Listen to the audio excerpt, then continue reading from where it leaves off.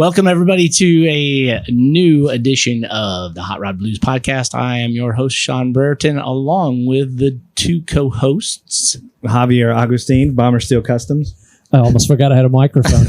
Yeah, this is Sean Young, Kingfish Metalworks. And who have you brought with us today, young man? I have brought Stephen Mancuso. Nobody knows who Stephen is.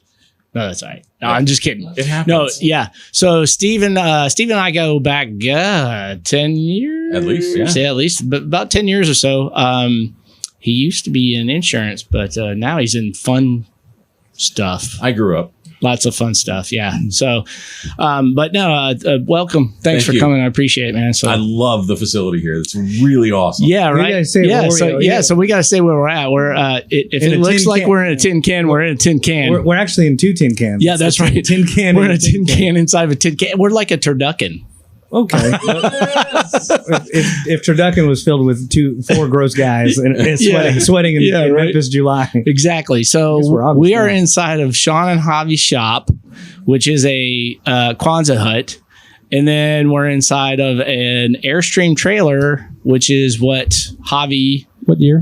does. Yeah. What year? Yeah, what This year is are a, we in? this is a 69. 69. I was the year I was born. Yeah. Perfect. Oh, all right. Fantastic. There Yeah. you go. That explains 69. a lot. I didn't know that. Yeah, right.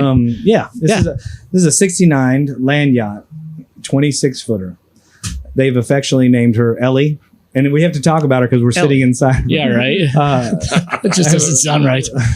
Yeah. Well, it's tradition that you name them. If you, families usually name them if they have them, they're Sure. like become heirlooms. But I actually, unofficial company policy, I don't start working on them until I make them choose a name. Really? Well, doesn't have to be a boy or a girl. It's Yeah. just we're non-binary around here, so the only Pat. It's Pat. the only ones and zeros I care about are if the check's clear. But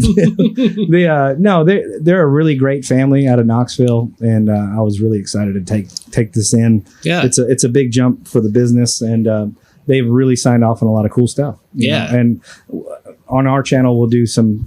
If you follow us on social, we'll talk more about some of the stuff. But I was On Hot Rod Blues. no, the business. Oh. Bomber Steel On Customs. Bomber Steel Customs. Yeah, Okay. that's right. So anyway, that's not Yes. that's not what we're doing here today. Right. But we got to talk about, because it probably looks like we're in a tin can. The so real probably- host is Ellie, because it is like literally 120 degrees outside of Ellie. And it dawned on me today when we were looking for a location that we could just do the little portable AC thing and test out this new insulation Yeah. from. It needs some more back here. But other than that. This is no lie. That's sheep's wool from New Zealand. Is it really? Yeah. Wow. When I said the Good clients grief. I said Nice. this, when I said they were cool, the clients are cool. They signed off on this. Wow. Oh my God. Sustainable. You can touch it with your hands off. It's all kinds of good, and I can tell you more about it after the show. Very interesting. Yeah. Well, so we're here to talk about you, Stephen. So, That's really what I like to hear. yeah. So let's kind of start back at the beginning. Why not? Right. Yeah. So Sean and I met with. Yeah. I was selling insurance, and I specialized. I was a Haggerty broker for Haggerty Insurance, and specializing in race teams and large car collections and car museums. And so Sean and I got hooked up by a coworker who worked with your wife. Yeah. And she was like, well, if you're going to be doing cars, you got to know Sean. And so Sean and I became, fast friends. I think you invited me to a car show the first time we met. Yeah. Yeah. I think you went with me that first Saturday. I think It was right after we right met. away. Yeah. And then we went to the Selmer car show, which was a tragedy, and we kind of bonded through all that, and he introduced me to some of my other really close friends, and we've just kind of stayed in contact. Now he's my photographer whenever it comes to high-end auction cars that we send all over the world, and he's done a phenomenal job, and certainly gotten a lot of kudos for that. So I was in this insurance business, and one of my clients was the Tupelo Automobile Museum in Tupelo, Mississippi. And I was having a conversation with this lady one day, and I said, you've inherited this from your husband. You've got your health. You got houses in multiple places that are not here in Tupelo. What the hell are you doing? And she said, well, I'd really like to sell it, and I want to sell it to Jay Leno. Whoa. Excuse me. That's literally a name drop. What just happened, right? Yeah. Right. Yeah. That was a name drop. Yeah. To Jay Leno. And I found that oddly specific. And I said, well, you've got a Tucker and a Duesenberg along with 200 other cars. I can probably get him on the phone. Yeah, he's a big fan of the doozies, right? Yeah. He basically, I my wife and I put together a portfolio of just kind of handpicked some cars I thought may have caught his eye. I went on Apple and did a whole thing and sent it to him. And about 4 days after it arrived, I got a phone call. And it was him. And he said, hey, it's Jay Leno. Hey, what are you trying to do? Oh, my God. It's like he's in the room. How do you do that? That's my best Jay Leno. It stops right there. Your chin got bigger when you started talking. It does. It's really weird. My hair turns gray. It's great. But he was like, I like 5 cars out of this. And I said, well, 5 cars aren't for sale. We have 286 cars if you'd like to join us. And not to mention a building and it's what it is. And so, and we had 4,000 signs to sell. So he was like, call Wayne Carini. He knows what to do. So look, I'm in the dark in this situation all of a sudden. I've sold cars on the side, but nothing like this. What year was this? This was 2017 when we started the process. So Wayne's just now ramping up on his show pretty big. Yeah, he was already in 40 countries, 40 million viewers a week. I mean, it was massive. And so I contacted his office. His secretary, Sue, was wonderful, and she was like, I'll put you right through. I got Wayne on the phone immediately, and he was like, I'm on my way to Tupelo, I guess. So it took about 6 days later, he shows up, and he comes in, and we spent a 3 days together and drank a lot and talked a lot of stories. And after meeting with Jane, we both advised her that selling it to one individual was an absolute needle in a needle stack. Yeah, it wasn't really feasible. It's just not feasible. But a lot of people come to us with those kind of suggestions. And so we suggested that she go with a no reserve auction. And she said, well, I want to give everything to charity. I don't want any money from it. And so that's where it started. And so we interviewed 3 auction houses. Yeah, because the museum was originally set up for a charity, was it not? It was. That was the plan. It was moved into a charity back in 2006, I think, right before her husband had passed away. And his idea or his desire was that the collection would stay together. It would continue on forever, but he failed to leave, enough cash to be able to do that. Right. She was spending to the tune of about $500,000 a year just to keep the place maintain open. them. Yeah. Car museums in general, once the driving force behind it leaves, for one reason or another, they often fall in disrepair and they fall static. Yeah. And so, his last purchase was a 1994 Dodge Viper that he bought brand new. And that was kind of the end cap to it. He passed away shortly thereafter. And he was heavily involved with selling cars and buying new ones and searching for cars. He was the original, classic car chaser. And that's what he was doing.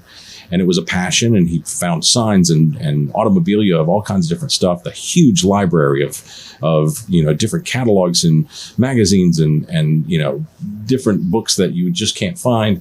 And he was always in search of that, that new piece that would bring people in or interest people in some form or fashion. And so, but once he died, you lose that, and you lose the restoration drive. You lose the person to say it's the direction goes. I mean, they're all passion projects. Right. I can imagine that. And he was an engineer by trade. His name was Frank Spain. And he was fascinated by engineering. He was one of the key developers in MCI, the telephone company, and he helped deliver the fiber optics from, cable companies and things like that. So he was a huge technical, guy, engineering guy. And he owned the TV station down there. He owned several, right? actually. Okay. He had television towers all over the country. And so, but he, once he passed away, that whole spirit is lost. And so to maintain something like that without being able to bring in fresh inventory or fresh, excitement, even perspective, perspective. And getting new blood, we found in, just to step off for a second, kind of a smaller scale, different model out at, in Collierville. Art and Speed. Kevin, I think, was in big tech as well. Yeah. And those guys are really great managers, and they see big projects. And what I've seen in his business and what they're doing out there is a lot of the same. he brought Justin in, and it's like you've got to keep someone fresh on the payroll that's got new eyes, and it complements your personality. And with any business like that, the driver of that business has that perspective, has that the long shot, right. and he can't always verbalize that to the staff to the point where somebody can pick up the torch. Mm-hmm. And in this situation, his number 2 guy was in his 80s and was really done with the whole business in general. So once Frank passed, that gentleman stepped away as well. So then it becomes this free for all, and people take advantage of widows, and there was a lot of situations that were causing her grief and stress to where she felt like she couldn't leave. So she turned to me and she said, "Let's sell it." And so that opened the door for us to be able to. I quit my job at the insurance company, went to work for her full time with the goal that I'm here to prepare everything for sale, to hold one big auction, no reserve, which means there is no minimum price on anything sold. Wow. And we will sell everything. And at the end of the day, we will clean sweep it. We literally cleaned and swept the floors, and it's empty. And it was empty. Yeah. And so Wayne and I, we interviewed 3 auction houses, and we ended up settling with Bottoms. We felt like they had the most knowledge and most passion for the early stuff. And what Frank had done with his collection is he was interested in the development of the automobile from the very beginning. Mm-hmm. So he had a model of the 1889, or if it was 18, I can't remember now. Yeah. Benz, which was a replica. There's only 2 in existence. And then we had an 1899 Knox, which was an all original example of an 1899 vehicle. Mm-hmm. And so it started there and went and progressed through time, with each decade represented in a car.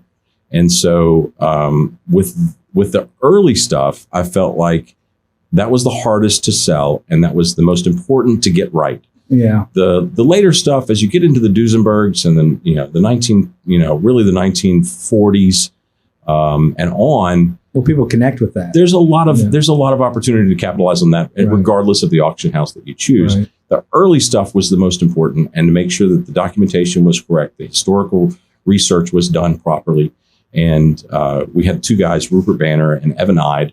Evan is a normal feature on Wayne's show. Yeah, he's cool, a madman, and he kind of reminds me of like Steve Magnante on the Macon auctions. He's a freak of nature. Or the Barrett Jackson stuff. He literally wrote the book on Packards. When people research Packards, it's his book that they go to. Yeah. And Evan is a really quirky, weird vegetarian, and I love him to death. He's weird because he's weird, not because he's vegetarian. That's right. Well, I don't know. I give him grief on both sides. But Evan was phenomenal with really pulling together a lot of the details that we just didn't have, and helped me get started quite a few cars in that early era, which made a big difference in the sales. Yeah. So that's got to be like a really niche market. I mean, like there's probably besides a Sheik in Abu Dhabi, like who's collecting an 1899? Shockingly enough, a lot of people do. Really? There's a huge passion for this. We're always curious about the next generation and where will they find the interest. And the truth of the matter is, if you're around it and you see how simple they are and how much fun they are to play with. Look, we're not doing 0 to 60 in any time frame. But you're never doing 60 either. But you're looking at that. I think that just the novelty of it, even more, that might not be the right word. The novelty, sure. But I think just to be impressed as people, as engineers from an engineer standpoint, we were competing against a horse who had to drink water and had to sleep. Mm-hmm. To get down the road in a straight line and not die was like really cool in 1899. These are time machines. And I think, the one thing that all of us could agree on, all car guys, any historian, you get excited about, the story that the car has had and the story that the car will continue to have with you. And what is your mark on it, and then you move it on to the next guy, and that's all we are. That's all we are with these classics. Yeah. The idea is that we keep them on the road. You're custodians to history in that. That's sense. Right. Yeah. And sometimes it's it may just be the stupid chassis that's alive, but it's there in part. Yeah. And there's a thing to that. But with the early stuff, look, it's not for everybody. People look at brass cars and they go, I don't get it. But if you get an opportunity to spend any time around it, and most of us got our passion for or our memories from a lot of cars through our parents, through our dads, through our moms, through our grandparents, and a true car guy knows what his grandparents drove, or knows what his dad drove, and so it's the same thing. If their dad was really interested in these early brass cars, there's some element of that sticks with the kids. And so, these cars have been around for 100 years, and that doesn't mean that it would be stupid of us to think that they would just die off now because generation, Well, the rarity doesn't negate the passion. It doesn't, and there's there's such an emotional attachment that people put onto cars. I was going to say, I mean, it's no accident that they have a look of a face. It's not an accident, Right. Or that they name them. That they name them these things are it's a big thing. Or that people refuse to work on them unless they're named. That's right. Weirdos, those guys. But good host though. Good host. But so I think the early cars will always have a place. Their values will shock you when you find out what some of this stuff goes for. I mean, I work for an international auction house, the oldest auction house in existence. We started in 1793, and we have been continuously operated ever since. That's crazy. And in that, I come across a lot of old cars. I bet. And when you see an old Bugatti, an old Mercer, or a Simplex, we sold a Simplex for $4.5 million, and these cars are. I don't even think I know what a Simplex looks like. These were the hot rods of the early teens, and they are truly hot rods. Yeah. They have cutouts that were factory built. Yeah. Oh yeah. I mean, these things are loud. They sound like tractors. They will fly, believe it or not.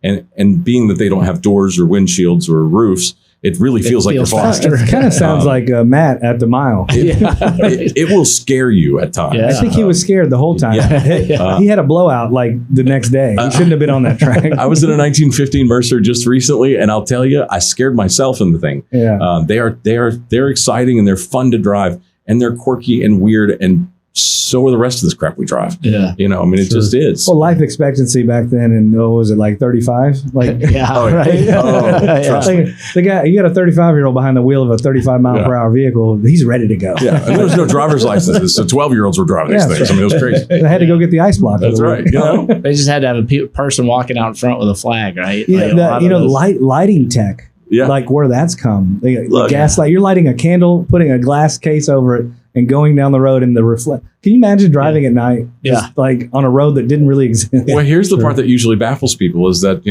all these lantern-looking things on the front of these cars, they detach, and they detach really easily with a screw. Yeah. And the reason is they didn't have electricity, so they used that to walk themselves up to the house. Well, yeah. I mean, no lit driveway. I mean, these were really a great little selling feature. Yeah. But the real special thing out of that collection was the Tucker. It was the most valuable, of course, had a great story, had great history. It was one of the 7 cars used at Indianapolis to do the speed trials. It was number 1026, if I remember.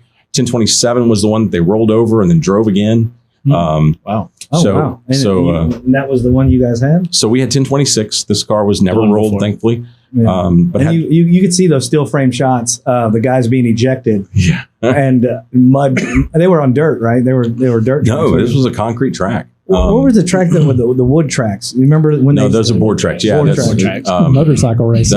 That's a whole I other thought race. they They did have cars on them. They had car deck tracks. Talk about scary. I mean, you're already in a death trap, and then you're like, let's put some floors Let's that don't crank stay it up. together. No seatbelts. Let's Yeah. crank it up. You guys like basketball? It's kind of like that. Kind of like that. Yeah. The Tucker was the second highest brought for a Tucker, and the car didn't run. There was a lot of Wasn't there an extra motor with it too? no, Or something? Oh, no. okay. Who do you remember who actually walked away with that? Yeah, so that went to the Maine Museum up in Maine. Mhm. It is there. They've got it running now. Oh, wow. Cool. There was a whole huge discussion about do we get it running, do we not? And I won the argument because I kept saying like this is It's meant to run. It's a car. of course yes. However, if you break it, Oh, that's the last one. Go find another helicopter engine from 1949. Like it's not happening. There were gyroscopes back then. Look, I mean, this thing is crazy. So anyway, that was the biggest seller. It sold for 1.8 million ish. And Drop in the bucket. I'll take 2. yeah, we all will. But through that process, through getting everything organized, and I had to get something to the tune of I think it was 135 titles for these cars because they didn't have titles. When getting titles for early 1900 cars is challenging. Getting one for an 1899, that's a whole other thing. Yeah, I was gonna say, like, you kind of went right to the auction, but you did a ton It was a lot of work in order to find, because he bought things, didn't have titles, didn't have documentation on some of that kind of stuff, and you actually. And what was a year and a half, 2 years that you worked down there? It was about 18 months. Getting everything together. And it's an hour and a half away from my house. So I was working about 16-hour days. My wife still reminds me of that, how much I missed. Our auction was actually the day of my daughter's birthday. So like it was just every way I could screw this thing up. It's my job, honey. I gotta go. I gotta work. Bring your daughter to work. It was the greatest job ever to be able to go in, be completely left alone.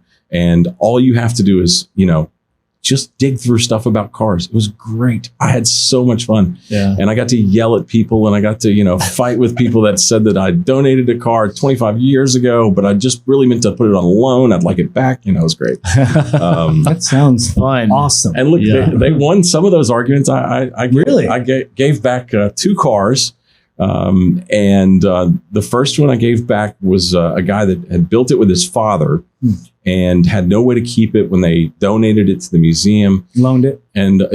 Sorry. Yeah. So I forget. Yeah. I mean, he did take taxes and all that kind of stuff. But in the process of, the heartstrings were torn. It was not a very expensive car, but I was trying not to stand on my heels on everything. And I said, well, you don't want to set a precedent. So I was very friendly. I told the guys, look, we've talked about it. We decided Jane really was the one that said, yes, your car's yours. And he says, oh man, that's so awesome. I would like to put it in the auction. Oh my God. And I went, are you serious? I thought it was so sentimental. You had to have it. Like, what's your dad have to say about it? He's like, well, what would it cost me to put it in the auction? I said, I'll tell you what. I said, you can't put it in the auction. It's outside right now, and there's a thunderstorm on the way. Come get it. Yeah. He's like, well, I don't know how to do that. And I was like, that's your problem. That's your car. Yeah. Really? It was crazy. The audacity. I'd never heard that story We before. had people that were, the I probably shouldn't say this one, but I don't care. So the statute of limitations. That's right. I don't know if that's true. So the Tupelo Elvis Presley birthplace museum had a Plymouth that was similar to the one that Elvis his parents had owned, and it sits out there under a shed and it's rotting away. And a gentleman came to me. He's a local businessman. He came to me and he goes, so, that Plymouth that we got over there at the museum, I just want you to know, like, that doesn't go with the auction. And I was like, actually, it's already there. I have the title. It's planned to go. And he goes, no. We have a contract. And I was like, yes, I read your contract. It says that for $1 a year, you get to keep the car. He hasn't paid the $1. I said, can you show me a receipt where you've paid $1 a year? And he was a jerk when we started this conversation. I left out a few things, but he was a jerk when we started this conversation. So I'm not normally just a complete asshat, but I was in this moment. Let me say that. Yeah, you can. So he comes back to me and he says, well, here. And he throws a $20 bill down. And I was like, if you think that's how contracts work, you've missed something. I said, that's not how it works. You're in breach of contract. Car's going for sale. Or you can buy it for what? Put that 20 towards the purchase price. I said, or you can, you're welcome to bid. Or I'll tell you what, if you want to pay me what Frank paid for it back when we bought it, then you can have it back. It's $10,000. Car was worth about $800. He wrote me a check for $10,000. I gave it to the museum. There it was. Dang, really? Wow. Fair square deal. So after about 6 months of all this chaos that was going on in Tupelo, Bonham said, look, we're supposed to be sending you somebody to come help you with titles and this and that. And I said, we're doing it all. I got it covered. And they said, well, what are you going to do after this? I was like, well, I'm selling myself out of a job. So do you have an application I can fill out? And that's how I got the job. So I've been working ever since. I've been fired twice, but I've been working ever since. They can't get enough of me. I can't stop insulting. Well, the way you contract negotiate, I have no doubt you got your job back. It says right here that you said you'd have me on retainer. That's right. We have a lot of fun. I'm the lead bid spotter in the room. So if you ever watch them on TV, you'll hear them calling my name. It sounds like I'm buying every car in the place. But we have a lot of fun, and it's really just to say that I, So you're like out there, one of them guys. You're amongst the, you're one of the people. Bottoms doesn't really do that. I don't have a whistle. I don't raise a handkerchief like they do at Barrett Jackson. What's your shtick, man? That's so fun. I don't really have having one. Perfectly coiffed hair is not working for you. I'm really good at yelling out numbers, and that's what I do. So we have a lot of fun. I have had such an experience. I was a fan of this. Yeah, I'm just like everybody else. I sat and watched Barrett Jackson. I was completely enamored by the whole process.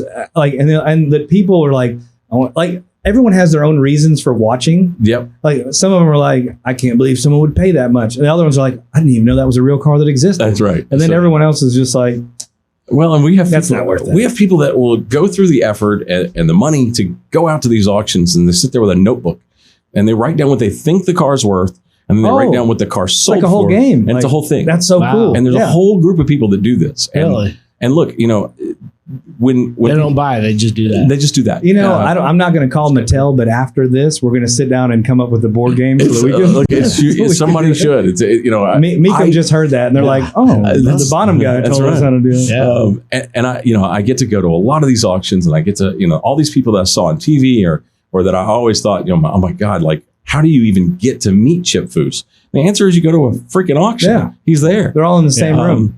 And the circle is the car world is really, really small as long as you get on an airplane. I mean, that's what it is. It's expensive to go to some of these locations because the locations themselves are just expensive. Yeah. But the ability to go into an auction and sit down in a seat and experience that is something that you can do it on a budget. And people should, because it is something that a lot of people I run into are like, it's on my bucket list. And it's like, don't make it on your bucket. Just do it. Yeah. Because Meekum and Barrett Jackson, they're everywhere. I mean, they're within driving distance of everybody because they have so many. Yeah. So, with your auction house, what's like the minimum to get in to sell a car? To sell a car, so all the auction houses have kind of stuck together in the sense that the fees are all about the same. So nobody has decided to go, percentage eBay. They haven't got eBay. No, they haven't got eBay. So it's 10% is the standard fee. Yeah.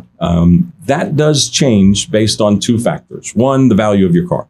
If you bring me, we have a car that's estimated between $40 and $50 million. If you bring me a car like that, you have a lot more leverage to negotiate. At the same time, that's a really difficult car to sell. Yeah. So, there's a fine line we walk there with getting the business and getting business that we can actually achieve, because the auction house doesn't make any money unless you sell it. Right.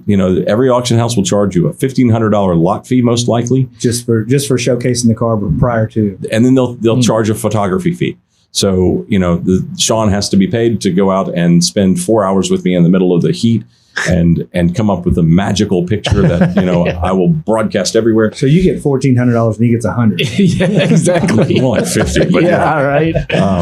No, we're not going to talk about that part. I'm starting to see why he's sitting on his cooler, not in a real chair. My time is valuable, and I'm a really good assistant. Yeah. No, but there's those basic hard costs. The other factor is transportation. So to get your car from point A to point B, wherever that is expensive. And the fuel costs are always a factor. And right before we were here, I just loaded up a car to send out to California, and it's $3,000, and it's $3,000 each way. So if it doesn't go, it's $3 grand. It comes back in. And the house eats that.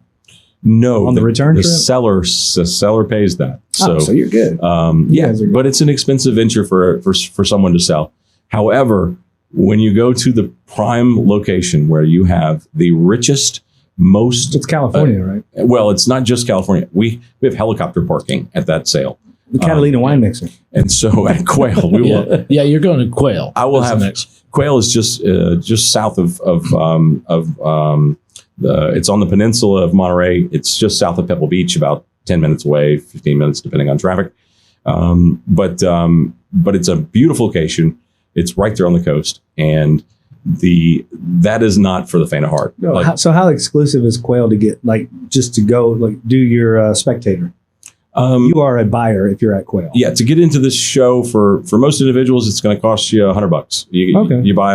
You buy a catalog, and the catalog gets you and a guest entry for the catalog price. Can you bid, or you have to be vetted to bid at? You have to be vetted to bid, and there are levels to that. So anything north of, I think it's $500,000, you have a more in-depth. Usually they'll ask you for a bank letter, credit process or whatever. Well, and what they'll do, all the auction houses will kind of do the same thing. They'll either have you pre-approved for credit, knowing the limits, or they will ask for a bank letter, which states that my client is capable of purchasing anything within this specter. This 100,000, to capped at 500,000, and then there's the more in-depth one, which is a purple paddle, blood diamonds, and that's blood diamonds, and that allows you to purchase virtually anything. Yeah. And then with this particular auction, I think we're going to have one more category because we have the ceiling is so high on the ceiling's pretty high. Okay. So if this car sells and sells where we think it will sell, it will be the most expensive Ferrari to ever sell, which Ferrari is currently the second position in the most expensive car ever. Yeah. Mercedes threw it all out of whack last year with RM. They sold a Mercedes SLR that was one of two production cars. That was actually just a prototype. It was a one-off thing. Mercedes. It came out of Mercedes' actual collection. It was their personal car. Mercedes Shadow bought it or whatever. Proxy bought it. Possibly. That was really interesting to me that they did that. It was an invite-only auction. Yeah, so that sounds like the car auction version of a Panama pump where you're kind of feeding your own thing to kind of hype your own stuff. You don't have to answer that. I don't know. Big cars not coming after me in this little Airstream. So I know a lot of big players that were not invited. Yeah. And I mean, to be a big player, to be a player in that room, you were a billionaire. Right. There was a room full of people that had lots and lots of commas in their wealth. Yeah. Jeff Bezos was probably like, I'll take two. Yeah, he wasn't invited. I don't know why not. This guy's going to space with a dick rocket. but he's not buying a Mercedes, is apparently what the case was. Right. But that one sold for $155 million. Yeah. So before that, it was, I think 52 was, I think, the record. The car we have offered is one of 6. It was one of the cars that was, the story was told in Ford versus Ferrari. It's called it's a 67 Ferrari 412P, P, also known as a P4. Just an absolutely beautiful car. Mm-hmm.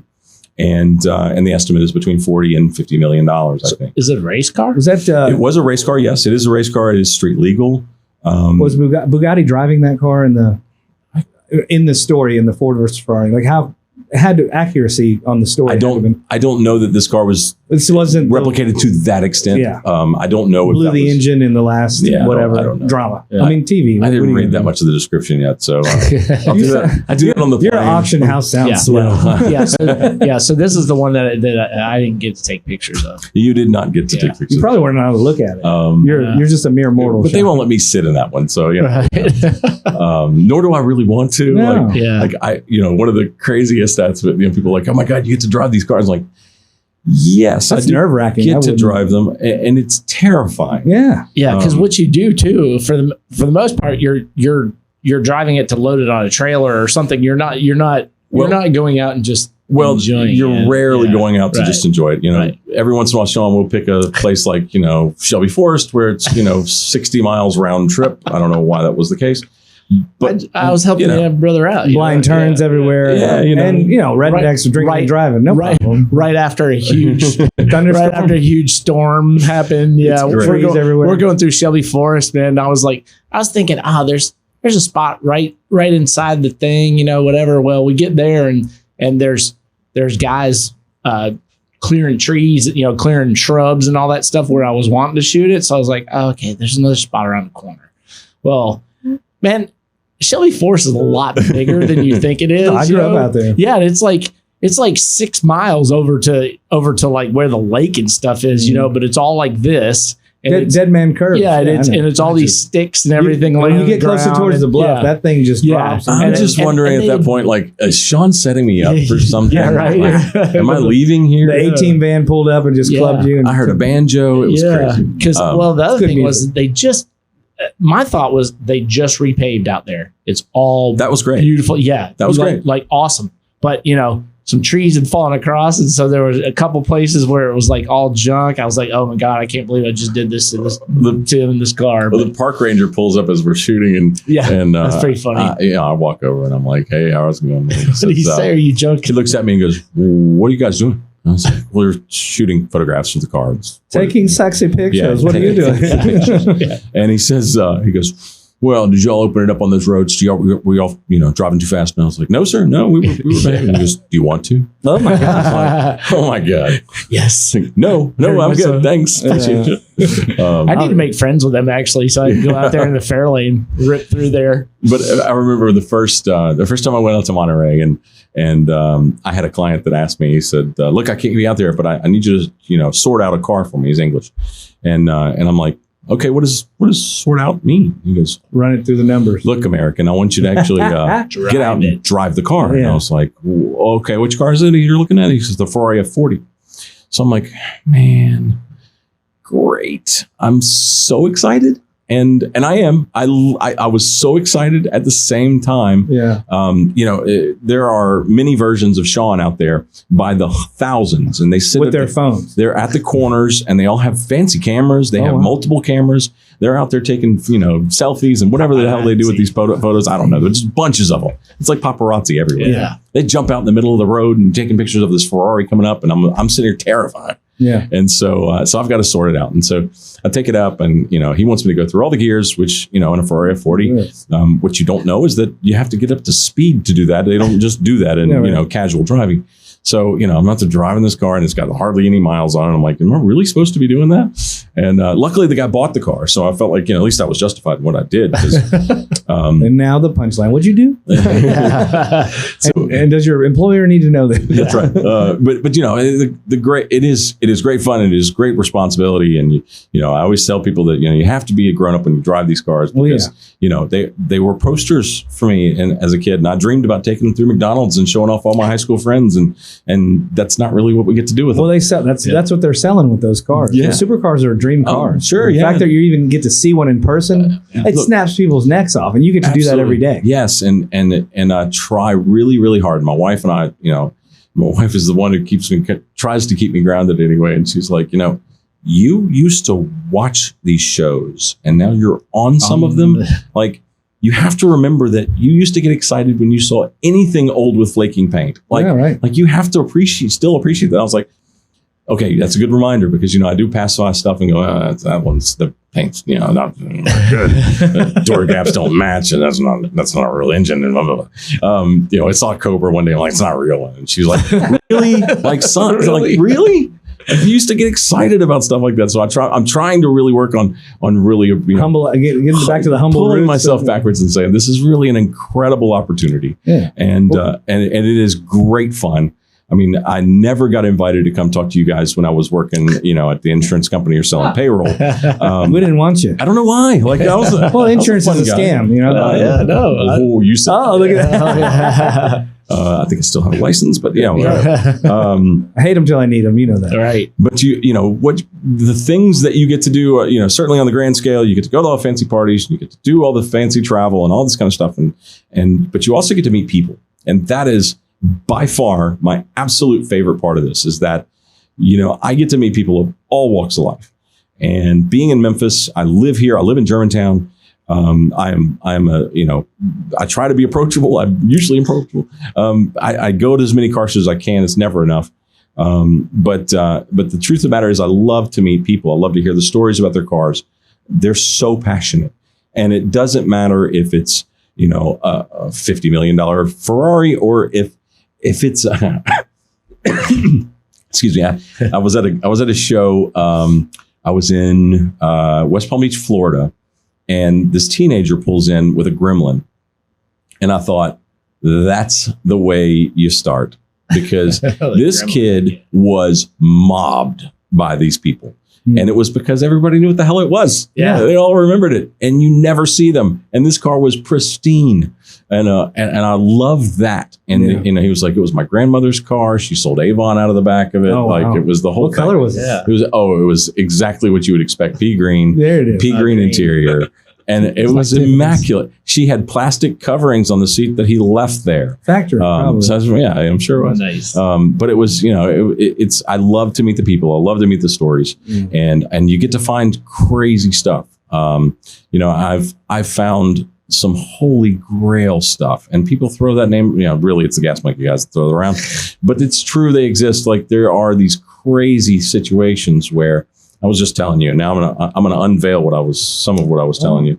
I won't say who it is, but there is a client that I have that's been a great friend of mine, and he introduced me to his Pride and Joy collection. Now, he has an enormous collection of cars. He's not here local, but he has an enormous collection of cars. And he says, "I've got something you haven't seen, I'm sure." And I was like, "Okay, great. Well, I love to find stuff I haven't seen before." So he takes me out to the middle of a field where there's a building. And he opens the door and there's engines and there's the old wooden pallets that are stacked up and you can't get in. And I'm like, what the hell? And he goes, you have to climb over that one. Be careful because it might fall and there's a step on the other side. Okay. And I'm like, oh, this is a little weird. But I don't have the filter to say this is too scary. I can talk about how I met Greg Duncan once. But so I climb over and I get in here and he flips a light switch. And in the back of the room is in Gulf livery, a 1966 Ford GT40. Oh, it's on jack stands with the doors open. Wow. And I called back over to him and I said, Le Mans car? No. I called back over to him and I said, how long have you had this? And he goes, Dad bought it in 67 or 68. Jeez. And I'm like, that's not possible. And so I walk over and I look, and this thing is in pristine condition. It's an air-conditioned, heated garage out in the middle of a field in nowhere. And he says, yeah, Dad got it delivered and got in it, drove it here, opened the doors, put it on jack stands, and that's where it sits. It has 84 miles on it, and that's what it's got. Wow. And I'm like, this is amazing. And he's like, what's it worth? And I'm like, look, there's priceless. There's no such thing. You can't say priceless. Like it's not priceless. It's got a number to it. Don't know what it is. Yeah. And it's virtually impossible to say what it is because there's not another one to compare it to. And it's as much as anyone's willing to pay. It's as much as anyone's willing to pay. Yeah. And all you need is two. That's right. You need two. Actually, sometimes you just need one. Yeah. Auction houses have people think there's something really awful about what's called, chandelier bidding or fake bidding or all that kind of stuff. But the truth is that the auction house, specifically the auctioneer, has complete control over the sale. So he is informed of what the seller is willing to sell the car for. At that point, he represents the seller against the audience and bidders to say, I will bid on the behalf. They will say a disclaimer at the beginning. He is freely welcome to bid on behalf of the seller to move the number forward to a sellable number. The room sometimes knows, sometimes they don't. It's an ugly thing sometimes when it happens. It happened with a Porsche a couple of years ago in Monterey, the first Porsche ever sold. And there was a confusion with the auctioneer's accent and the car. So at the time, the record was $48 million paid for a Ferrari GTO. And this Porsche was a very special car. It was initially requested to be built by no other than Adolf Hitler. It was known as the Hitler car.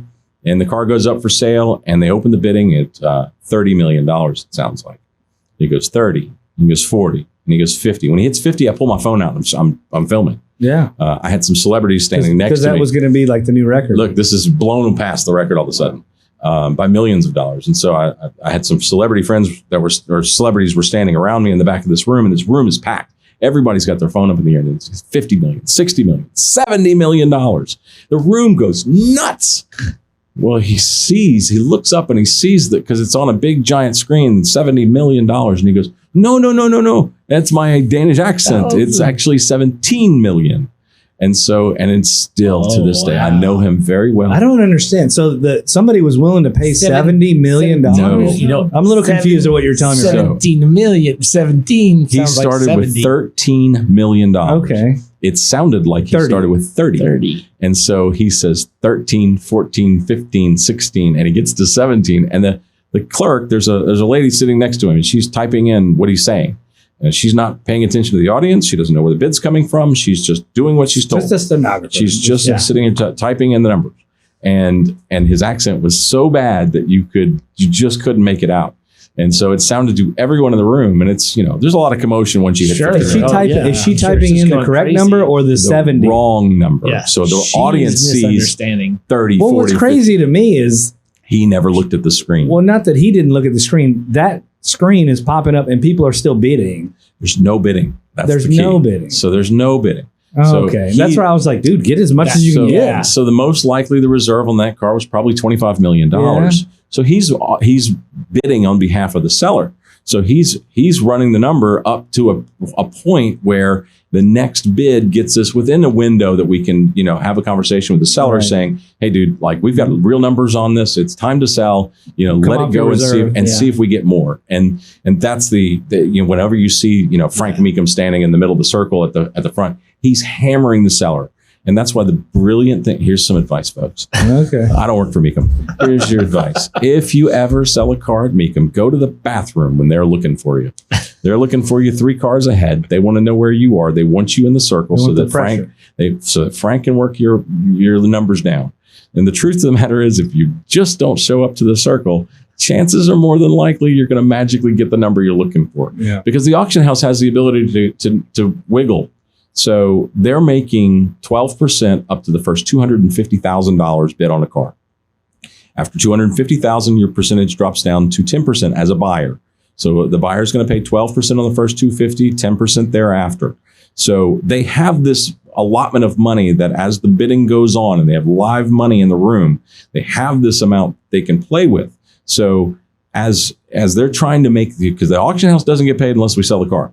So if you've got a reserve on the car and they're trying to make the deal happen and it's exciting and we do it and there's real passion and there's real feelings and sometimes it's horrible situations where dad died and this is what he wanted us to do as a family and we had that situation recently and your job is to stand there and make the deal happen. Yeah. And so sometimes it's gut wrenching, but the truth is that, when you have live money, you jump on it and you try not to lose it because after an auction, it's much harder. That whole bid goes on thing is a tough deal because the seller's standing on a number and the buyer's standing on a number. And a lot of times it doesn't work. And nobody wins. Yep. So the auction house, a lot of times will cut their skin in the game to make that deal happen. And that's what you effectively want as a buyer or seller.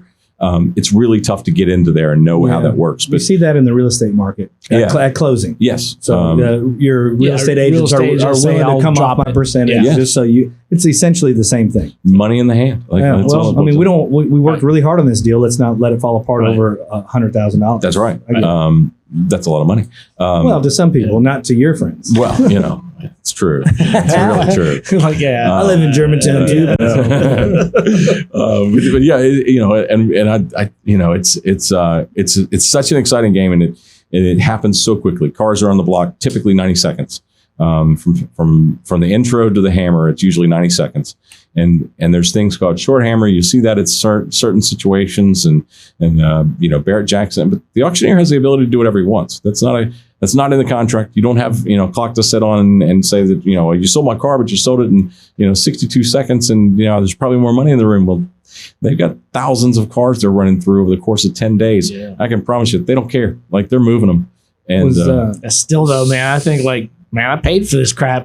Give me my time, It's tough. You know what gets me? You see rare GT40s and supercars, hypercars, all this cool stuff. What gets me is that Art Deco old and then gigantic. When the Futureliner hit the block. Oh yeah. The story behind the Futureliner. Oh sure. I was that's the atomic era. Like I was completely in love with that whole story. Yeah, I bet you were. And what is your issue with it? No, I mean that goes along with some of the things that drive you. And obviously we're sitting in the same area. Yeah, that's what he meant. It's the same thing. I thought there was a secret story. No. We got something to say about the guy. I bet you were. I bet you were, guy. No, but what you see in these things, the Futureliner is a great example of that was Meekum. Was that Meekum that did that, or Barrett? I think they've both sold. Yeah, I think so. There's 4 of them. I think. Yeah, I just saw one in Indiana at the Duesenberg Museum. They are just so amazing. Yeah. The fact that Kindig built one, I think it was at Barrett. I think you're right. Yeah. And it was an original. He didn't repop that. That was you got the original bones and the serial number. And right. I don't think how many of them existed. I think there were five. Actually. There were five. And they were promo for GM. What did they show? They were showing a new propulsion system. What was the big thing on? No, it was everything. It was the fact that progress for America. And they were showcasing the move forward. What it will look like in the next decade and whatever. And we're often wrong about that, by the way. Of course. But the fact that, and I still say this, and I'm really disappointed that Dodge is pulling the plug on some of their muscle cars, because, what I've always found fascinating, and it goes from very early cars to now, is that somewhere at some point, designers sat in a room with marketing people and executives, and they said, we want to build a pink muscle car. Yeah. And they said, okay, let's do it. Let's make some. My whole thing is what gets lost in translation, because when you see the prototype and everyone gets excited about the prototype, and then the old heads that know are like, it'll never make it. Yeah. It's never, if they put that on the floor like that. Well, even let's just say if they did, like, I try and understand why an industry would tease something like that, and the end product looks like Mr. Potato Head with all the parts put on it wrong. And there's so many factors. I saw there was a really great documentary about the Mustang in 2016. Yeah. Did you guys watch it? I caught part of that one. So the interesting thing about Ford, and I can speak from an educated it's a documentary about the new 2016. The 2016 was a whole revamp. Okay. Yeah. And I appreciated the access that documentary was giving the makers of that to Ford and to the process. Yeah. Because we're looking at what just hit now. That was in the works in 2016. It's just like the military. Like, they're working on stuff we have no idea that's happening. Well, what always happens, and probably has always happened, is that, there are great designers, there are great engineers, and then there are really, really great lawyers. Yeah. And that's the part that screws everything up. It's really those guys. So there was this interesting, to get to my point, and it's a little touchback on the Blue Oval City that's coming with all the E stuff. And that's a hot button. We'll step off that. But the 2016, if you ever get a chance, I don't remember what it was called. It was something about the pony car or something. The whole deal almost got cut loose and back to formula because they outsourced the factory somewhere in the Orient or in Philippines or something. The company, they were stalling and they couldn't get a component. So Ford, being Ford, was like, what's the problem? They bought the factory, basically bought the whole town and gave everyone a job so that they could keep that Mustang on track. And now there's a Ford plant in that part of the world because of that. And that's not the first time Big Ford has done that. I was going to say Ford did that with the gum trees, everything. Brazilian rubber tree factory. The rubber tree, the rubber tree factory. I mean, we'll move Earth and heaven to make a car happen if we're that big. I mean, somebody's vision was like, we're upset over I think it was a dash component, and the factory couldn't keep up with the injection molding, and they were like, we're buying the factory, we're sending our best guys down there and get this Mustang back on track. And I see that there's factors like that, but people that are just like, I didn't like the way it looked. I'm like, that's just you, man. The rest of us wanted to see that. And but it is, it's that blinders on. I see the point I want to get to. It's all of these, specialty wired people that are drivers in these industries that say, I'm fascinated by the fact that they get any of it accomplished. I think that was one of the downsides to Tucker, is that he was doing everything that was in this stupid prototype, essentially. And it caused so much drama among his competitors, and he didn't have the cash to be able to fight them. And that's what gets in the way of innovation. Yeah. It's usually lawyers. Dodge brothers had the same deal. Yeah. It's always about money. We always ask the guys, and we're doing you a disservice because we jumped in with both feet. Great. Favorite car growing up? Oh my God. Not just a poster. I'm going to get that attainable car. Poster is the Lamborghini with your name on the license plate. And then we're going to go with what you actually started off with, Hot Rod. Oh my God, it's so embarrassing. Okay, no, Sean's got the worst one, but So my dream was to have my dad's old car. Oh, obviously. That was it. And I'm still searching for it. 66 Mustang. 65 Mustang. 65. You mean his car, His car. not just. I've found plenty of them that'll like it. I want his. Hey, we had the same conversation in the backyard about that Impala. Yeah. Oh, the pain. It's an heirloom, man. And there's something I don't know. It's been rebuilt once. We had eyes on it at one point. It ended up at my uncle's house at one point, and he got into some financial trouble and sold it to his brother, who then sold it to somebody. And I've got an insurance card with a VIN number on it. So you got a VIN number and you can't find it? Yeah. So I'm afraid something may have awful happened. I think I found it at one point, and the guy on the phone wasn't very friendly, so I don't know. Last registered, do you know?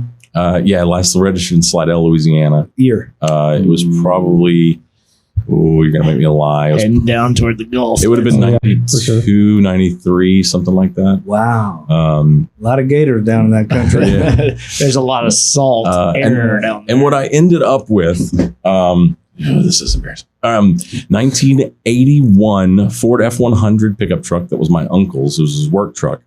My dad paid $1,000, had a 3-speed on the column, and no engine, no seats, 3 wheels. And so it took me 2 summers. I put a 351 Windsor in it, lowered it about 3 inches, and cut out the fender wells. Bigger tire. No exhaust. Mom was furious the first time I started it up. She had no idea. She thought I was just tinkering in the garage. And I rolled this thing out, and she was like, absolutely not. You just knocked every picture frame off the windows. Like it was a whole thing. So I after my 5th ticket and 3rd accident, it was sold. Oh. And God only knows where it is. And those picture frames were safe. Those picture frames were safe. The neighbors were happy. It was all a thing. What'd you slime into after that? After that, it was really boring stuff because, I'm a kid on a budget. Any Miatas? No, I had a Dodge Avenger at one point that I hit a cow in. What year was that? That was a 2000. Let's see, what was that? 1996 Dodge Avenger. That's awesome. Hey, man, they get out. All right, and we got to hear the story about how you hit a cow. South Louisiana, leaving my girlfriend's house in New Roads along a windy road next to a river. And farmers' You shouldn't call your ex-girlfriend a cow. We don't speak anymore. My wife will be very happy I said that. So, I'm just late at night driving home, no lights on the streets, and I'm tootling along to probably ZZ Top. I don't know, whatever. Yeah. AC/DC. Still make it cooler than it was, man. Yeah. Continue. And two cows step out. I still say it was 2 cows. The farmer says there was 1. I said there was 2. I swerved to miss the first. I missed the first. When I swerved back, I caught the second. A lot of stakes later and a totaled car. Yeah. And, any injuries? The cow was not healthy. How about you? No, it's fine. So my father father hit a cow in a Monte Carlo, broke his leg. Yeah. Yeah. Well, I was much luckier than that. I got steaks. Yeah. Nice. You got something out of it. That's pretty good. And then pre-tenderized. Pre-tenderized. Yes, it was. I pay extra for that. I almost hit a bison in Yellowstone. Oh my God! You would have been all over the internet. You would have been in jail. Yeah, that's cool. But we were coming back from. They name those animals out there. Yeah, I know, right? They all have names, and numbers, and whatever. Well, so we were. We had gone to.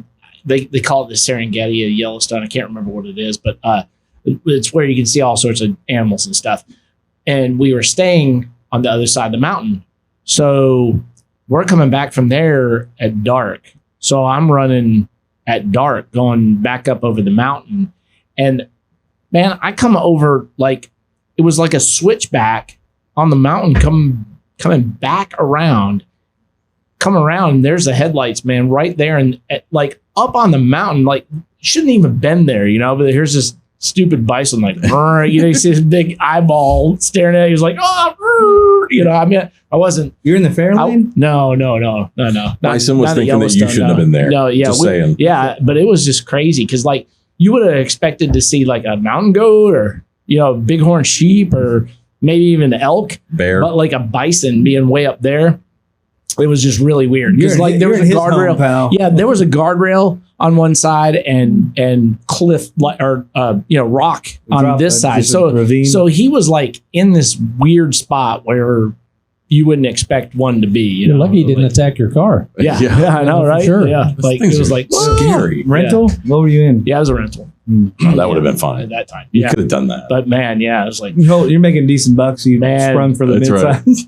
You hit one of those though, man. It's over, bro. It's coming through. Dude. Yeah, it's federal offense, man. Airbag luckily, deployment, and definitely on YouTube. Luckily, because it You'll be was all just over after a this. switchback. I was probably only doing about 35 miles an hour at the time. Oh, sure. Like, ah! Yeah. Like somebody ran over a goose in Germantown and they arrested the guy. So I'm just saying.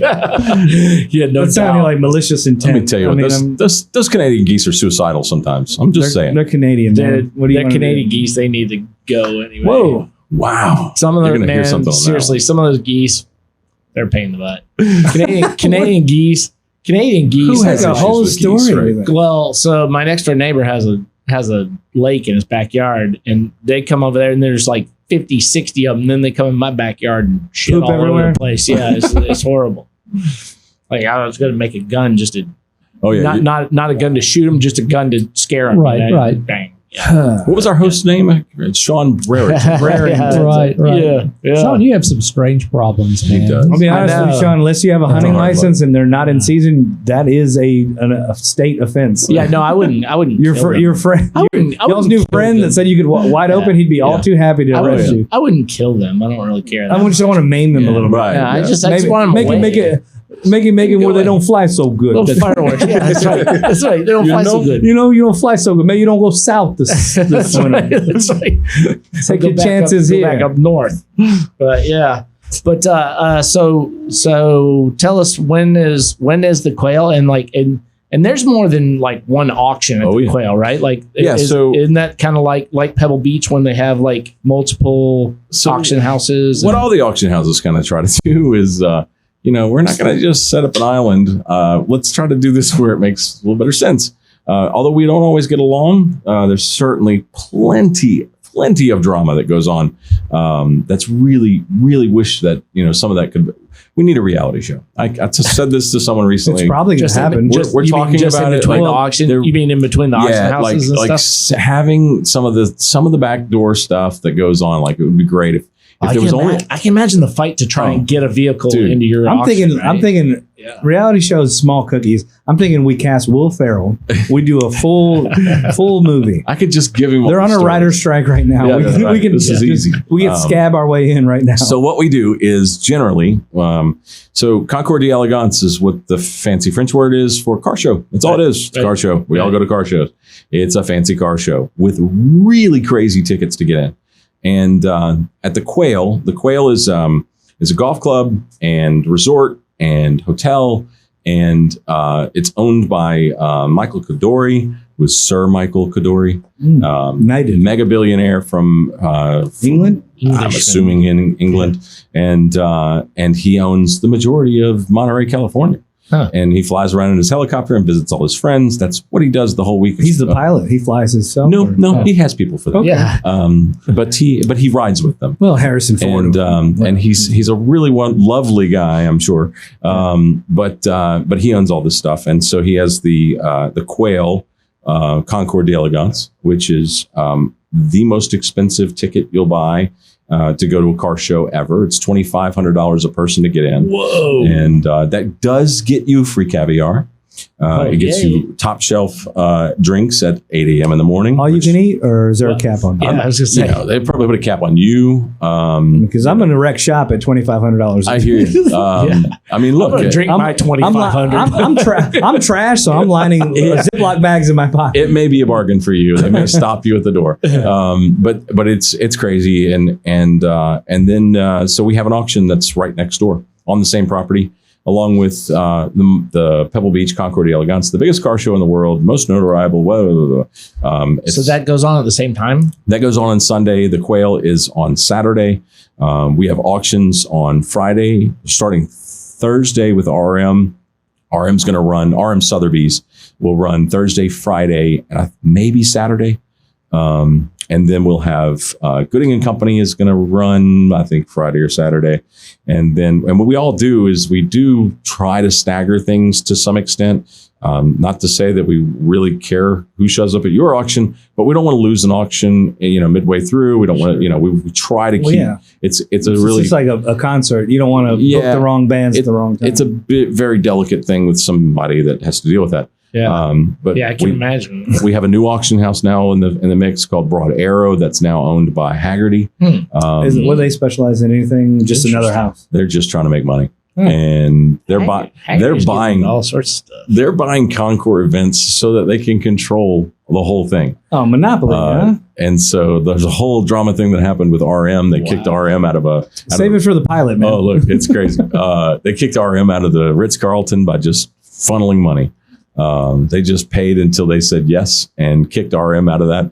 RM is run by a guy named Rob Myers, and Rob Myers is not the guy you want to mess with. Yeah. I feel like he's like, maybe they don't have a place to sleep at night. He's closer to that than you think. Rob's a great guy. I love him to death. I promise, Rob, I love you to death. Yeah. But I would love him to death too. I love you, Rob. That's the way it works.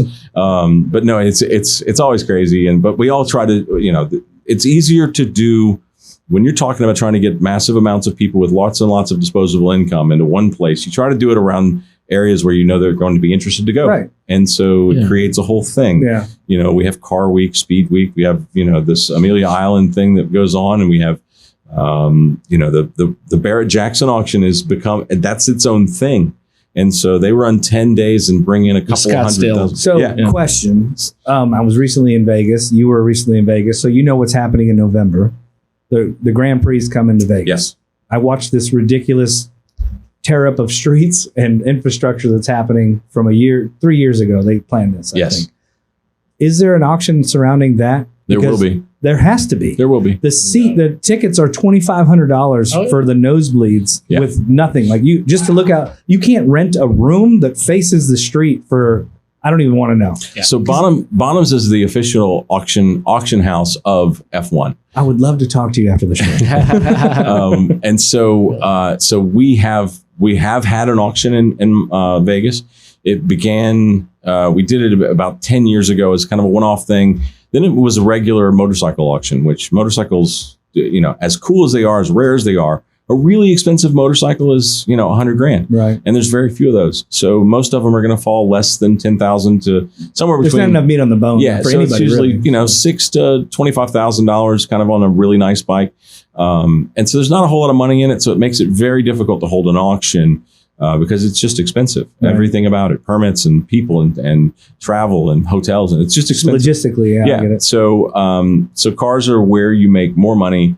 And so, yes, I know that we are talking about what will be next as far as on a calendar basis. And it only makes sense. We're the official auction house. We know that we've got to have it. We do a big thing at Goodwood for the Festival of Speed. Yeah. That's our biggest European auction at the moment. And so when you're in Vegas, what is the premier location for Bonham?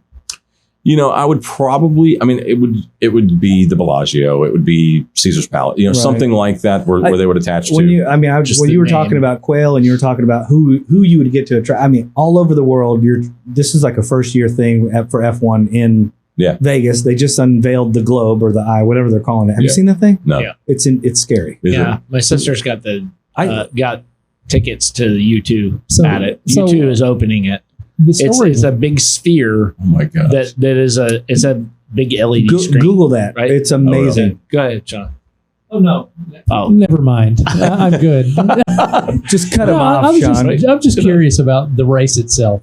Where are they racing? They're on the streets of Las Vegas. On the strip. Okay. Yeah, that's part of it. Yeah, part of the strip. So, I stayed. It's gonna be a nightmare as far as I stayed at driving there. Right. I'm at Trump Tower, which is at the end of the eastern side of the strip, more new, and I'm facing away from the strip, and I'm looking down the whole time I was there. I was there for 4 days, and they're just chopping away at the street, and I'm walking, and I can smell the tar, and I'm like, man, and they're talking about it. Over by that sphere, there's a whole F1 paddock that's already been where the pits are going to be. Wow. It's all flat and they haven't even erected it. Now this is happening in November, but money moves mountains. Right, so I was just like, it'll get done. The infrastructure has to, but I was just thinking like, that is the old mob still doing what it's doing. It's not. It has to be. Well, I don't even think it's that. Well, I don't even know. No, at this point, it's gotten. That's government because F1 pulls. There's just so much money. I mean, everybody's fighting over so having an F1 race. Back to what I was saying before. Like that would be not like I'm a business. I love it. I'm going to take credit for that. You should. Yeah. If it's not, I'll hook you up. I'll get my guy to get your guy. But like you're bringing people from all over the world with endless pockets that are so deep. I was curious if y'all had something lined up for November because of who's going to be there, in the spirit of we got to have something that draws people in. Like what better time than already having an F1 race? And we actually have a fairly close. This is not me. I have a colleague that has a very close relationship with AMG, along with Zach Brown over at McLaren, and so there has been. We sell a lot of F1 cars, retired cars, right? Some with running gear, some without, and so we've had a lot of involvement with them. And so this guy Mark that I work with, he has been a very big proponent of having an auction at an F1 event. And then when this came about, I mean, he was like, I can't even talk about it. So I'm assuming that this is in the works, and I'm happy to tell your fans about it because I was just saying, you aren't going to get in trouble on YouTube or anything, right? Yeah, we have a small thing. What, we out over there? No, we're good. No, we're good. So I have an interesting question. Well, I don't know if it's an interesting question, but I have just a question. So I believe it's Bonhams and maybe RM. They're both kind of English or whatever, right? Like Bonhams is very English. Yeah, Bonhams is English. Oh yeah. If I remember correctly, Bonhams they don't do like the blah blah blah blah blah blah like the I can't remember the guy's the auctioneer's name that normally does this stuff. Like when you see Spanky Asseter is one of that was a Barrett Jackson guy, but he does that. Okay. We don't do that. But that's what I mean. I was talking about the Bonhams formula who does his. Oh, that's right. And he's like, yeah, okay. So and he's like, 1,000 to the gentleman. Yes. Blah blah blah. And it's like, and it's not got that same kind of craziness to it, I guess, whatever. Is there something to that with it being English or American where like, maybe a car wouldn't go sell as much because, they have like, I must say, by the way, I like the Bonds part better because I don't like all the blah, blah, blah, blah, blah, all that stuff. That's because you get overstimulated. Yeah, I do. I It's like exhausting. That's my favorite part. It is exhausting. Well, from the TV, but if you had to swim in it, I'm pretty sure I'd be like, sitting there watching. I was gonna say, if you're sitting there watching it, the new guy's trying to work out his sound. An hour. No, is that too much? Well, what ends up happening, and this is at least what I find true about going to a live auction or watching it on TV. When I'm watching Barrett Jackson or Meek and Me, one of those. The sing song is what I call it. I guess that's what it's called. But when they're moving in this repetitive auctioneer style, it's cattle call type of thing. It's a very American style way of doing it, and there's a rhythm and a purpose to it. It moves things along. It's exciting. Blah blah blah. They have the lights and all this kind of stuff. When you're in it,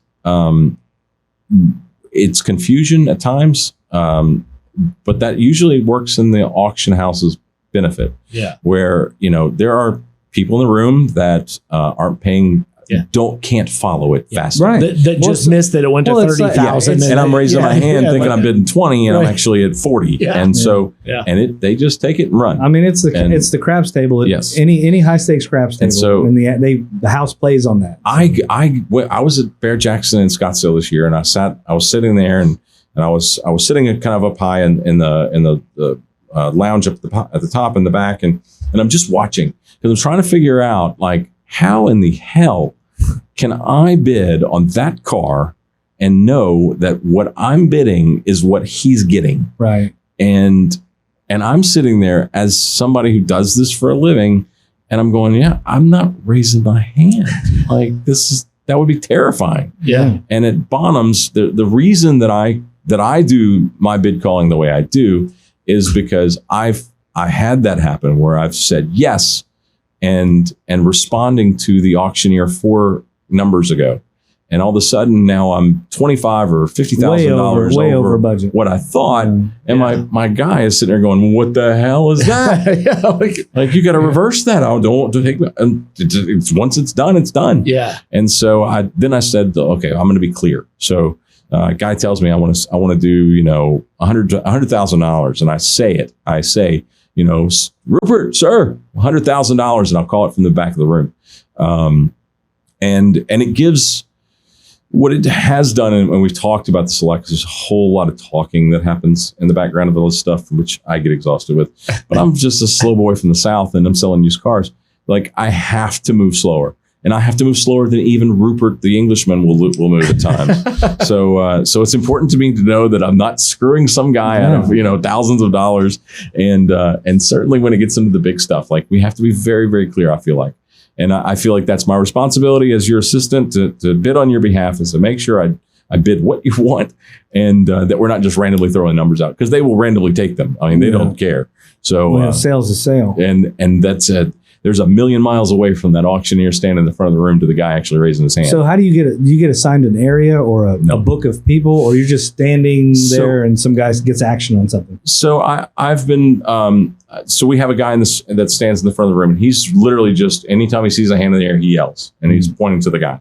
And Rupert's responsibility is to find it. So in our auctions, we usually have seating for about 2,500 people. So there's a bidders section, and there's a the spectator section in the back, and bidders will sit back there at times when they just don't want to be seen. Do y'all have suites and stuff too, though, that you have to deal with? No, okay. we have some VIP on the side. Usually that's for, but it's still in the same area. Yeah. Okay. So it's a fairly small. I mean, if you've ever seen a Barrett, the scale of what Barrett Jackson Scottsdale is mind blowing. Yeah. By all accounts, like, it is its own city. Right. And the whole thing is fascinating to see how they do that. Mecum is a little different, where on TV it looks really, really big, and in person it looks kind of like what you'd expect at a smaller concert. Like, there's seating, and they try to make it look full, but I can yell in that room and somebody's going to hear me. Yeah. At Bonham's, it's so much more intimate. At RM, it's much more, it's the same thing. They're going to hold probably about 3,000 to, we were about the same, I guess, because depending on what venue we're at, they're generally in hotels, or a hotel conference room, whatever the biggest conference room they have is what they'll take up. Yeah. Gooding and Company probably spends the most of all of us in their setup, because it is massive. And Gooding and Company is probably the number 4 or 5, depending. We all kind of bounce around with who's the number one each year, but Gooding and Company is not to be dismissed. They have multi-million dollars worth of cars every year, and they show up at all the big spots. But their tent is massive. I mean, it's the biggest traveling tent that we see on the circuit, and we don't really often compare ourselves to Barrett Jackson or Mecum. They're certainly by volume the larger ones, but they don't typically bring in the dollar value that we do with the same kind of work. Well, yeah, because you're more pointed as far as the niche kind of stuff that you guys are doing. When you think about it's business, it's cost, it's how little can we spend to achieve the most money, return, and so it's expensive to rent one of these large tents with air conditioning and floors and comfy seating and all this kind of stuff and lighting and everything's got to be perfect at all times, and you can't have any mess ups. We have huge video walls and all this kind of crap, and I mean, it's $1 million to set up one of these things, and so I think Gooding and Company spends about 3 times that for Monterey. So I mean, it's massive. But it's something that maybe not Monterey, because at $1,000 a night for a hotel room, and you have to have reservations at restaurants in September of the previous year. Like, it's crazy. That's not the organizers, though. I mean, that's just Monterey. That's Monterey just absorbing that. And to get into any of these auctions, I mean, it's going to cost you $100. Generally maybe 150. Any of the outside events, which, there's a lot of outside events, those are all insane. To do a tour, we've done tours. You get in your car, and it's your own car, and you drive it along with everybody else, and you go to some restaurant, and you go see some sights, and then you come home. So there's one that goes on there that's $18,000 for entering your own car. And so, well, it's kind of like the mechanics are like, it's this price, and if you help, it's 3 times as much. $18,000 a car. So I can't imagine. Like, it's just crazy. Yeah. But those people don't care. They don't. Those are the guys that are shipping their cars out there because they want something to drive while they go out and buy 5 more. Yeah. It's just, and there's plenty of them to do it. But it's an experience. I mean, if you had, bottomless entertainment pockets, I mean, why wouldn't you be like, come on, son, let's go do the thing. If I won that $1 billion lottery, I'd be doing it. Yeah. Well, you'd get half of that. That's right. Well, yeah. The government wins every time. Yeah, but I'm still good. I can. It doesn't matter who wins. Still do that. That's right. I can still do that. So you guys, for being the broker in that deal, you win from the buyer and the seller. Yes. In general, yes. You win twice, brother. But if you have a collection of cars, if you have a group of cars, and if you're going to sell a group of cars, think of a truck, because transporting cars is expensive. You get a better deal if you can fill a truck, where they're picking up at one location, delivering to another. So if you've got a large collection and you want to sell it with us, let's pick 6 cars at a time, because it just makes more financial sense that way. But for everybody, for everybody. Definitely you. But yeah. So if you have a collection of cars, you can negotiate a better deal. If you've got, it all boils down to, what do you have? Are you selling it at reserve or no reserve? No reserve is going to get you a lot more favor, because we know we're going to sell it. If you're selling with a reserve, we may not. So, there's. So what was the most impressive car you've ever seen sold in the most derelict condition? I know it's an interesting question, because just say you saw was it that LT1 that we saw at Art and Speed, the black one, the Chevelle? Yes. And he was like, this is a $250,000 Chevelle, and there's only blah, blah, blah. Let's say grandma got it after grandpa died, and she just, whatever, it went into disrepair, and nobody wanted to restore it. Would you guys take that car on if they just... No. It would have to be a concourse restoration? No, it does not. Again, it really boils down to, what else are you selling? So there was we had when I sold the museum, right? And I often go back to that, because it was such an incredible thing. Yeah. But they had an Owen Magnetic, and an Owen Magnetic was this really futuristic car of the 1910s. And this particular car was a shell of a car. To call it a car is a real stretch. It did have an engine. It had a block there, and it had a chassis, and it was on wooden wheels, but the wooden wheels were all broken to pieces. And so there was just pieces of wheels that were on it. It did have a steering column and a dashboard, which was the most important part, because in an Owen Magnetic, there's a plate that's in the middle of the dashboard that gives you a serial number, and it matches the chassis, and it matches the engine. So it's a numbers matching car. But it's a shell of crap. So that's what I'm asking. You guys took that on? We took it on. Yeah. No reserve. I can't remember exactly, but it was something to the tune of $80,000-$90,000 for this thing. And it was, you would have walked past it in the back here like it was just trash. I take offense to that, Sean. I didn't say you're trash. I told you I was trash. There was another, but seriously, there are those kind of things. I think we're done here. And there's a Ferrari. If you go onto RM Sotheby's auction site, they are selling a crumpled, mashed potatoed, looks like 2 semi trucks, Met and Passion, with this thing in the middle. It is sandwiched and elevated from both fenders are pointing north to the sky. Wow. This thing is trash. Ferrari? And the estimate on it is like $250,000 to $500,000. So you got, I dream build stuff all the time. If in your world, you probably look maybe at Copart, because some of these supercars, they wind up in Copart. Yeah, I don't want to buy a Copart. Who doesn't want to do that? But they give it a shot, if you ever had a shot at maybe having your money halfway right. And you're like, I'm pretty savvy with a TIG welder. I could probably get that aluminum chassis straight. And I'll never be able to sell it for what it is, but so I look at that. I have a friend of mine. Some of those things sell for so much money. Like there was the 2005 version of the GT. Yes. Which is it's one of my dream cars. It is the best modern supercar in existence. And the value of that car, because you've been dealing with them, and I've just been a spectator from it. That car, when it came out, was I think $2.25 or $150. It was $150. $150. Almost could mortgage a house to do that. Sure. Now that car is $500,000, and it hits 6, 7, and 8. Yes, depending on what it is. The Gas Monkey fellas took a Copart car. if you remember that episode, and I know you watched it, right, because they shit all over the industry and painted it black. They put air ride, mega cool. Because why wouldn't you? Sure, this thing's got a salvage title, man. I'll do whatever I want to it. But like, they're never gonna. It's not an accurate representation. But you do whatever you want for your car. It's your if car. You're gonna sell it, you got to get a not the best idea. I think we've proven. But we knew that the chassis was cracked on that. They wound up getting a subframe or something they welded back together. I just. Yeah. So that was my original question was, what's the biggest turd you're willing to take? The glorious part about this is not sitting back there. Mr. Bottoms. It's not sitting back there. Right. Mr. Bottoms. So Ruper's not doing that. I've turned him on to some things that were not running, and he ain't taking. Well, and there's a whole thing of, I look at every opportunity as what's the best for everybody involved.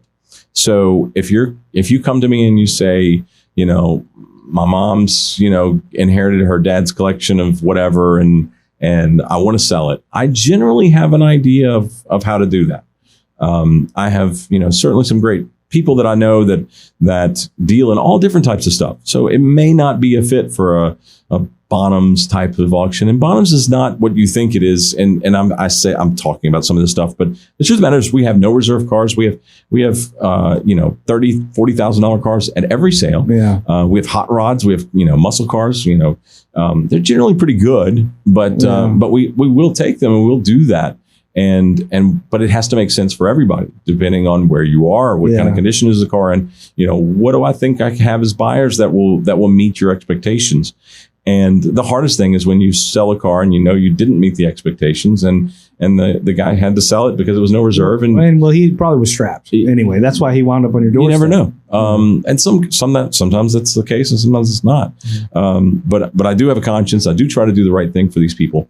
And if nothing else, I'm usually a good resource, and I'll point people to bring a trailer if it makes more sense there. Yeah. I've got no skin in that game, but I have an elderly gentleman that was gotten up in age, and he had 5 cars that he hung on too long, and he said, now I don't know what to do because I don't know how to sell these cars anymore. I used to know all the people that were in the clubs and all. They're all out now, and so I literally went in and said, well, this one's going to go to Bonhams here, and this one's going to go to a Barrett Jackson sale, and this one's going to go on Bring a Trailer, and this one we're going to put on Marketplace and see what happens. Yeah. And so, you have to be very nimble in some of this stuff because every situation is different. Sean knows about this situation. I had a lady who was a widow and in Mississippi, and she had 50 cars that were that she was selling.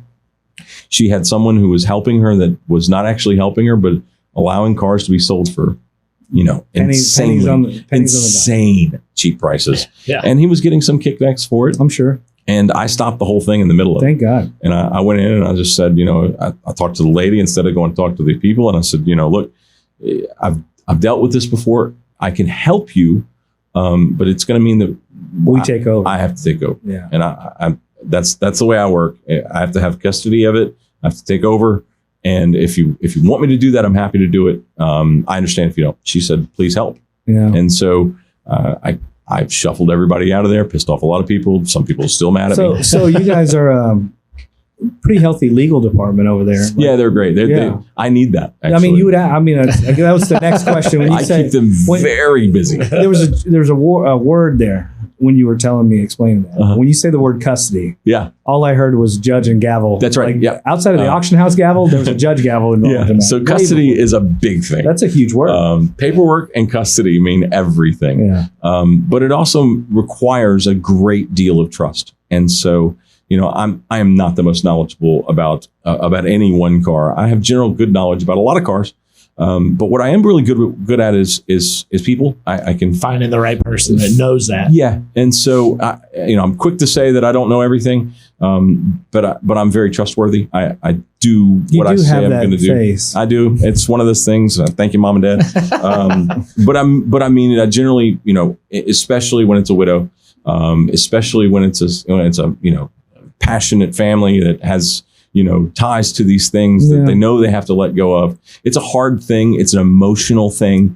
And I try not to lose sight of that because so many people do. We've all dealt with people in the car business that have really screwed up the whole business in general by just being rip-off crooks. Well, just being there. Just not being, you know. Thanks for showing up, jerk. Yeah. And so I find it, you know, a great opportunity to not be that. Yeah. To be honest with people, look, I'm going to make money on this. Like, I don't do this for free. I am not a charity. I have to be paid to do this. And the more you pay me, the better I work for you. That's not really the truth. Okay. That's really not true. I'm not a charity. I'm gonna start using that on you now. Yeah, maybe one day UNICEF will get into the auction house business. Sean, really, it's all we have is like. Thanks for bringing this guy, Sean. He's a real joy. But you know, you have a responsibility, and these people give you the keys to their very expensive sometimes cars, and they have to be able to trust you, and you have to be able to be trustworthy. Wow. You know, Sean and I took off for 60 miles and you know, nearly $1 million car, and the owner never questions it. Yeah. And he says, you know, have fun. Make sure you go, you know, it likes to shift at 4,000 RPMs. Yeah. I'm like, okay, great. Thanks. Make sure you bang 6. Yeah. You know? I mean, he's like, you know, it's one of those, but he knows I'm going to be an adult. I've always been an adult around his cars. I don't, you know, whenever. I never got a ride in it, by the way. It's true. I think he did try to get me to take I rode him. next to it. Right.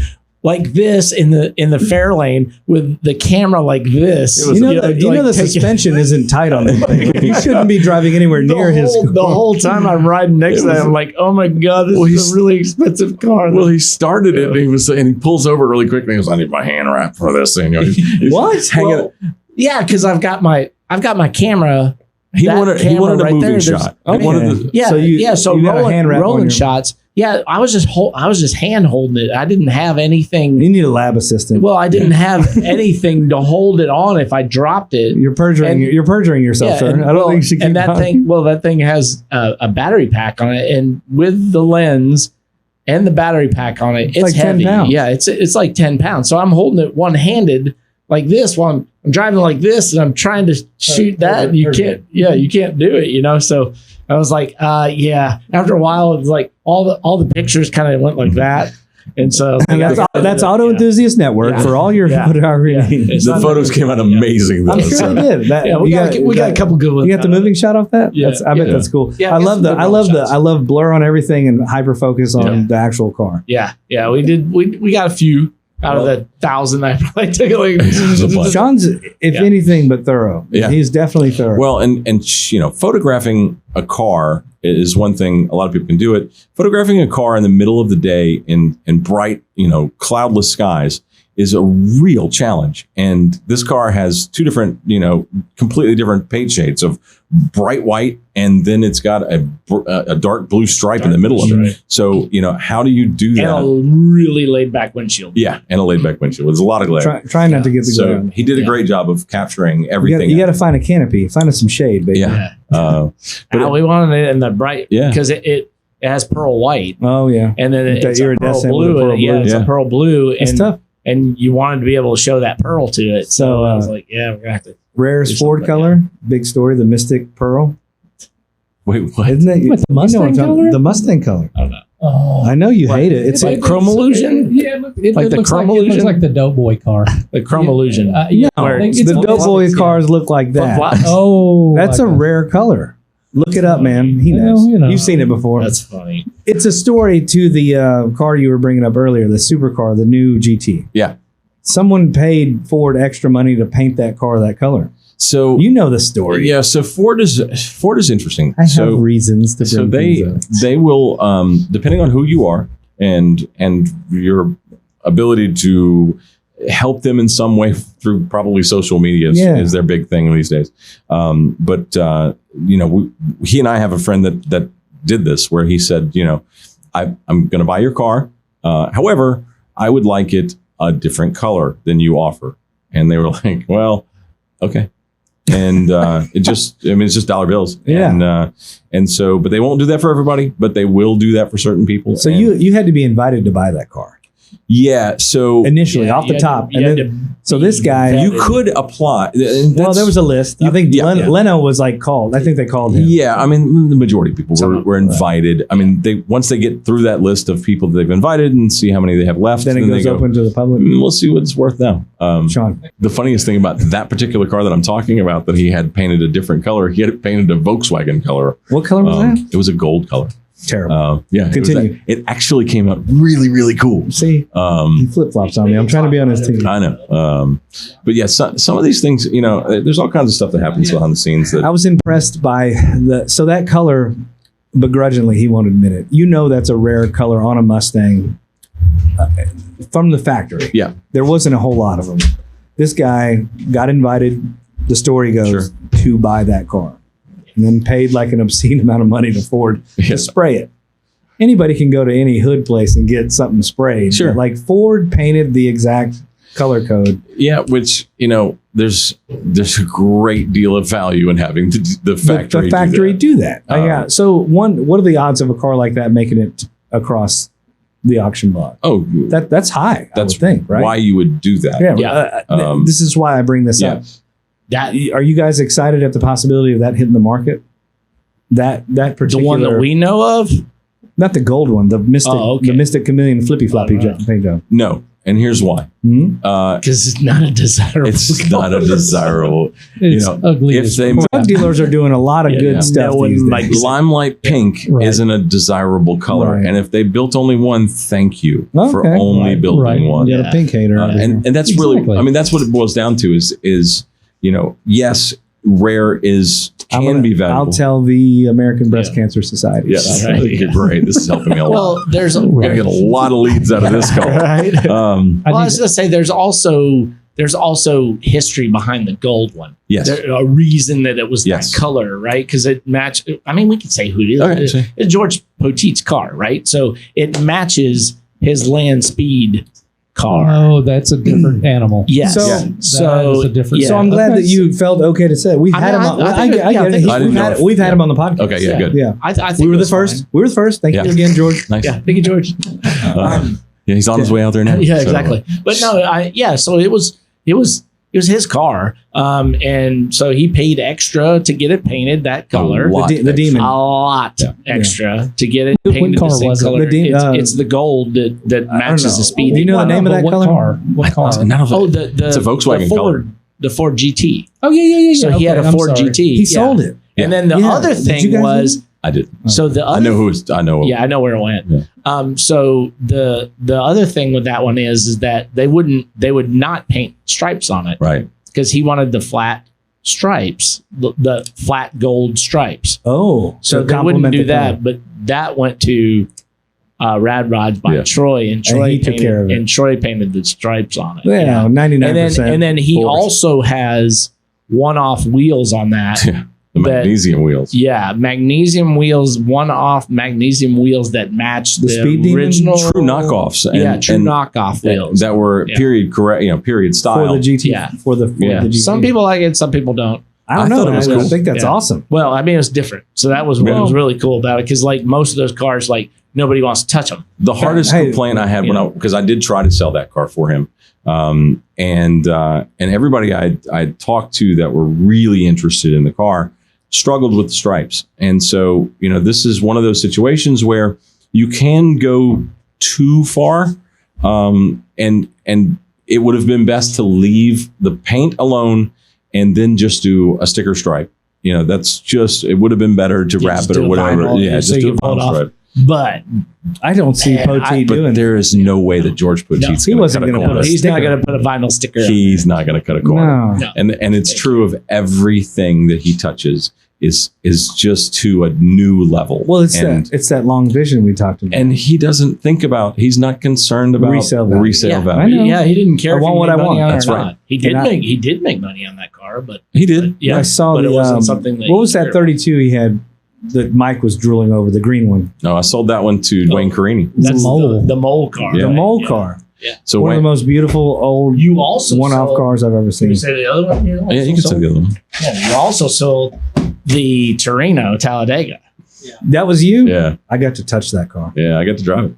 Matt, I know a guy that got to ride in it. Wayne bought it. I did know that. He bought it in a package, didn't he? Yeah. So thanks for brokering that. Yeah, no problem. That was at the reunion, and that was actually my first. So I just recently told him, and when you talk about dream cars, one of the problems with doing this is that you come across a new dream every day. and you get to meet some of these people. George Poteet is not somebody that you really get to know quickly.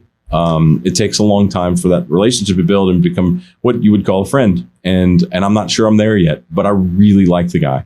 And I get to go by every once in a while and sit and just talk bullshit. And he lets me drive whatever I want to. And he takes me for rides and things. And we were screwing around one day and Wayne was in town. And so we went over there and we're driving around and I was driving.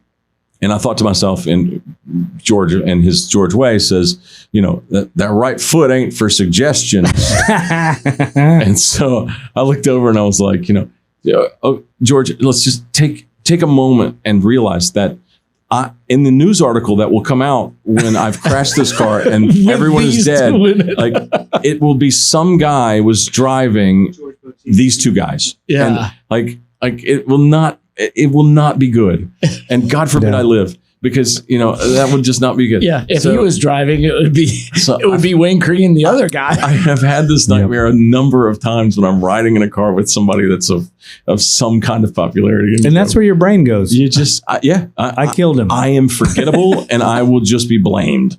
Kevin Hart's the perfect We example remember of that. sadly that Paul Walker passed away. Nobody knows the guy that killed him. Driving. Right? And that's the scenario that runs through your mind. That's right. When you're That's the one. My so kids ridiculous. will be like, wait a minute, Dad was in that too, wasn't he? Yeah. But they mentioned that guy first and then you. but it is great fun, and we have some great stories. I've met some really amazing people. I've had some people who just really surprised you that you think, that guy's going to be a real dick, and he's wonderful. And then you've had the ones that you go, I bet that guy's really great, and you go, not so great. Whoops, never doing that again. Not gonna do that again. So now you just got to treat everybody on an even keel.